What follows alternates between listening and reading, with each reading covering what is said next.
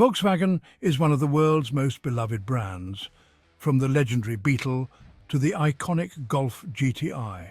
The German brand has made its mark in the history of the automobile. But did you know that Volkswagen has also made cars that almost no one remembers? I assure you there's more than one you've never heard of. If you love classic cars and automotive history, this video is for you.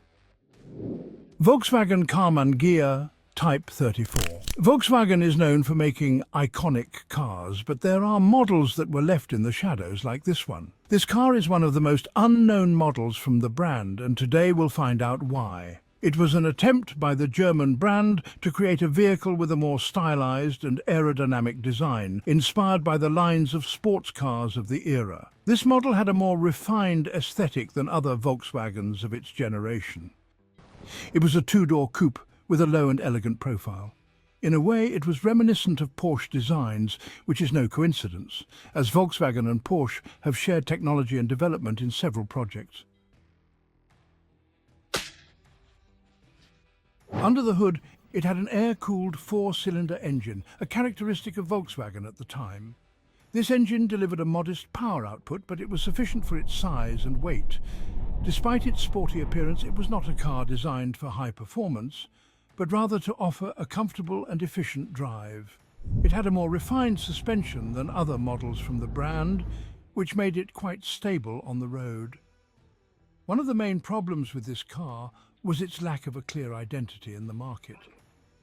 It wasn't sporty enough to compete with models from brands specializing in coupes, but it also didn't have the profile of an accessible family car, which left it in an uncertain territory. Additionally, its price was higher than other Volkswagens of the era, which limited its commercial success. The production of this model was very low, making it a rarity in the brand's catalogue.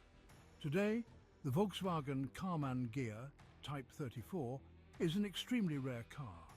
Only a few collectors have units in good condition, and its value has been increasing due to its exclusivity.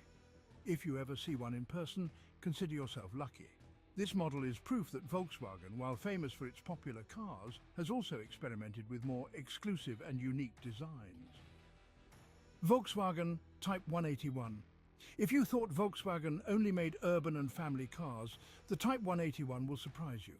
This model is one of the brand's most peculiar, as it was designed for a completely different purpose, military use. It was born in the late 1960s as a light military vehicle. Its design was based on the concept of the famous Kugelwagen. It was a car with a robust and angular appearance with straight lines and no frills. It looked more like a Jeep than a Volkswagen, and for good reason. Its goal was to be a tough vehicle for difficult terrain. This model was equipped with an air-cooled four-cylinder engine mounted in the rear, just like the Beetle. It wasn't a high-power vehicle, but its lightweight and rear-wheel drive allowed it to move easily on rough roads. Additionally, its raised chassis and reinforced suspension gave it a decent off-road capability for its class.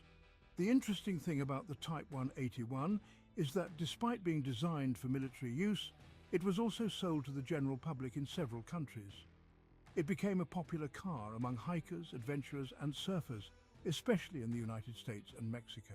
Its convertible design with a removable canvas roof and easily removable doors made it perfect for enjoying the outdoors. Despite its popularity in certain niches, it had several drawbacks that limited its commercial success. Its engine wasn't particularly powerful, and on the road, its boxy aerodynamics made it inefficient.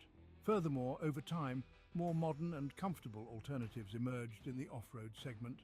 Production of the Type 181 ended in the 1980s. And although it's no longer made, it remains a highly prized vehicle among collectors and classic car fans. Today, finding one in good condition isn't easy, but those who have one consider it a gem. When we think of Volkswagen, what usually pops into our minds are those compact and affordable cars. But there was a time when the brand decided to venture into something a bit different, a more upscale sedan. That's how the Volkswagen 411 was born, a car that, let's be honest, few remember today. The most intriguing aspect of this Volkswagen is that it was the first model from the brand developed with the help of Porsche. Its design and mechanics were influenced by the engineering of the sports brand, giving it a special touch. It was a medium-sized sedan with classic lines and a functional design.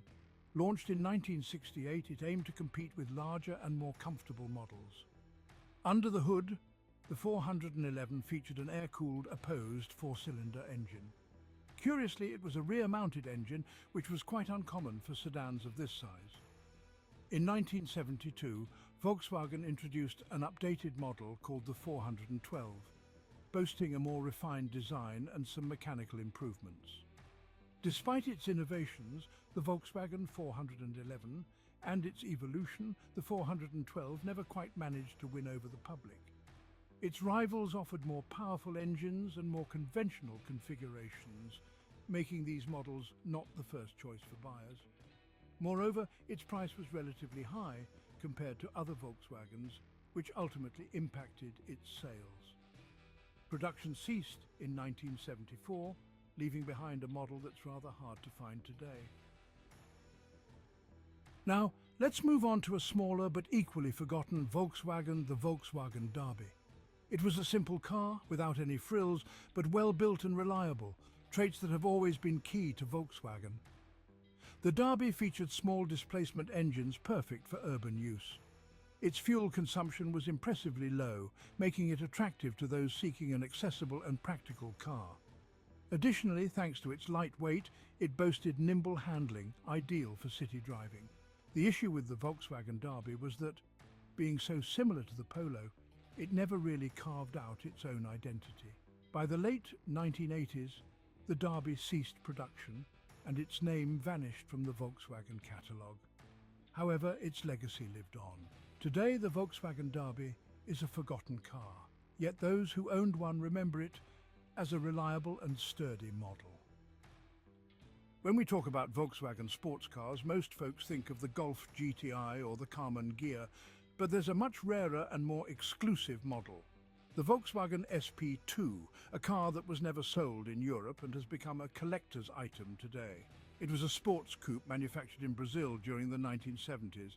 At that time, import restrictions in Brazil forced foreign brands to produce their models within the country, and Volkswagen decided to create a sports car specifically for that market. The name SP comes from the state of São Paulo, where this model was designed and manufactured. Its appearance was completely different from any Volkswagen of the era. It had a low, elongated body with futuristic lines that made it look like an authentic European sports car. Despite its aggressive appearance and its image as a sports car, the Volkswagen SP2 had one major drawback. Its engine wasn't quite up to snuff. Beneath the rear hood was a four-cylinder 1600cc engine with 65 horsepower. This meant that although its design promised speed, its performance was actually rather modest. Even so, it offered good stability and fun handling, making it a beloved car among enthusiasts. Production of the Volkswagen SP2 ended in 1976, with a total of just over 10,000 units manufactured. It was never sold outside of Brazil, which makes it an exotic model for collectors in other parts of the world. Let's move on to a Volkswagen that did have a true sporty spirit, the Corrado VR6. If there's a Volkswagen that deserves the title of forgotten sports car, it's the Corrado VR6. This coupe had everything to become a cult classic: aggressive design, excellent handling and a powerful engine. The Volkswagen Corrado was launched in the 1990s as a high-end sports coupe. Unlike other models from the brand, this wasn't a simple compact with a sporty look, but a car designed from the ground up to offer real performance. The Corrado's strong point was its version equipped with a 2.8-litre VR6 engine capable of producing 190 horsepower. This engine, combined with its front-wheel drive and sport suspension, made it an incredibly stable and fun car to drive. The Corrado was not only powerful, but it also had innovative technologies for its time, such as a retractable rear spoiler that automatically deployed at a certain speed to improve aerodynamics. It also had a high-quality interior with materials superior to those of other Volkswagens of the era. Despite its performance and attractive design, the Volkswagen Corrado VR6 never achieved the expected commercial success.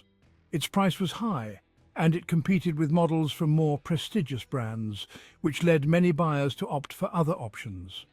Production of the Volkswagen Corrado ended in 1995, and although it was a commercial failure at the time, today it is a highly sought-after model by collectors. Let's continue with another forgotten model, the Volkswagen Type 3 Fastback. In the 1960s, Volkswagen wanted to expand its catalogue and offer something more refined than the Beetle. That's how the Type 3 line was born, and within it, one of the most elegant and forgotten models, the Volkswagen Type 3 Fastback. It was launched as a more aerodynamic and elegant version of the standard Volkswagen Type 3.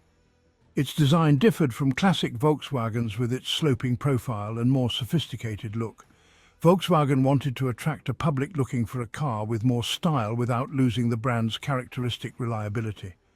The Fastback used air-cooled four-cylinder engines similar to the Beetle's, but with some improvements in performance and efficiency. It came with an electronic fuel injection option, which was innovative for the time and allowed for more optimized fuel consumption.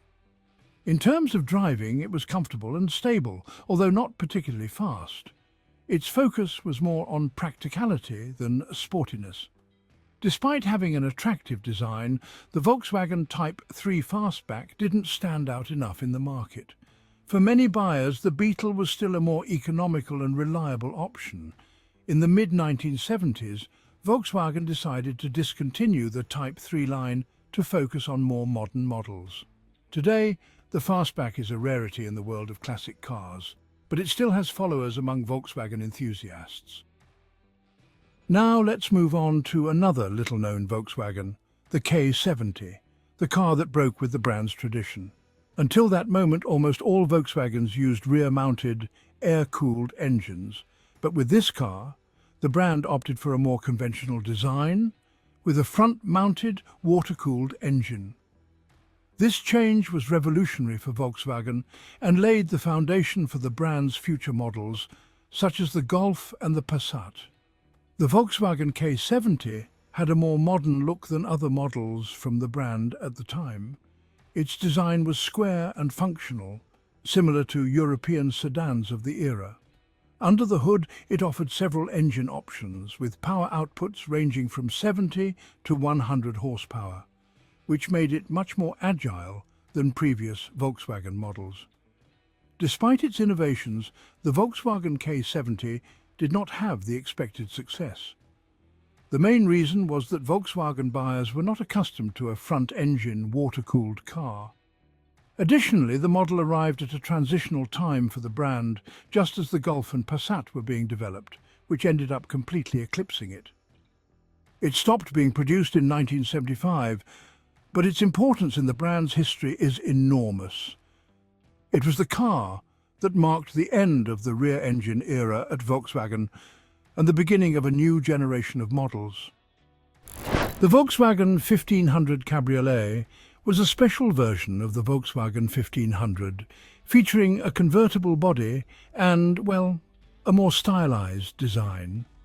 Its interior had more refined finishes than other Volkswagens of the time, with comfortable seats and better quality details, you know. The Cabriolet came with a four-cylinder 1500cc engine producing 54 horsepower.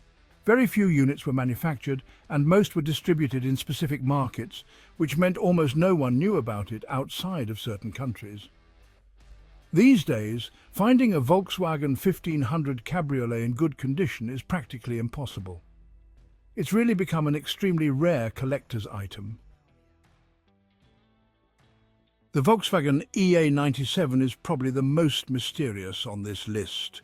It never made it to the market, but honestly it could have changed the brand's history. In the late 1950s, Volkswagen began developing a model to replace the Beetle. This new car, called the EA97, had a more modern and practical design. Instead of the Beetle's classic rounded body, it had straighter lines and a larger trunk, which made it more functional. Volkswagen planned to equip it with an air-cooled four-cylinder engine, but with a more efficient layout than the Beetle's. The car was designed to be more spacious and comfortable, with better weight distribution for a more stable ride. Even though the EA97 was almost ready for launch, Volkswagen decided to cancel the project at the last minute.